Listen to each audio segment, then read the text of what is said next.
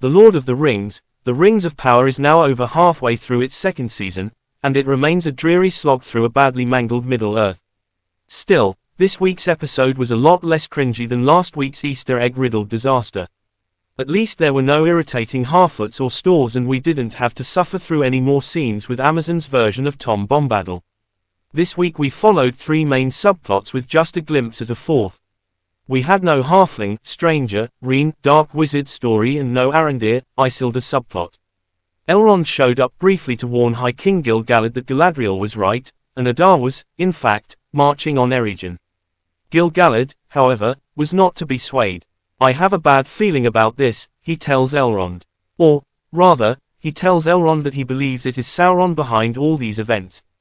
Clever girl. Galadriel shows up in a cage surrounded by orcs, and she and Adar round out the episode with a brief exchange in which she pulls a very tiny dagger from her hair and takes him hostage. He tells her that he didn't bring her to his camp as a prisoner, but rather as a potential ally with a common enemy, Sauron. Remember, as you read this, you need to really roll those R's as hard as possible whenever they show up. The enemy of my enemy is my friend, and all that jazz. That's about it for the elves outside of Eregion. In the Elven City, trouble is brewing. Celebrimbor goes from glowing achievement to emotional wreck in the space of this episode. Things start off great, with the elves and dwarves working together at last.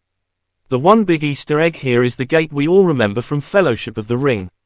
The doors whose riddle so stumped Gandalf, "Speak, friend, and enter," have been crafted and are on full display as the elves and dwarves celebrate the newfound friendship and collaboration. This is actually one of the things I don't mind seeing in a prequel. Little bits of history like this are fun to include.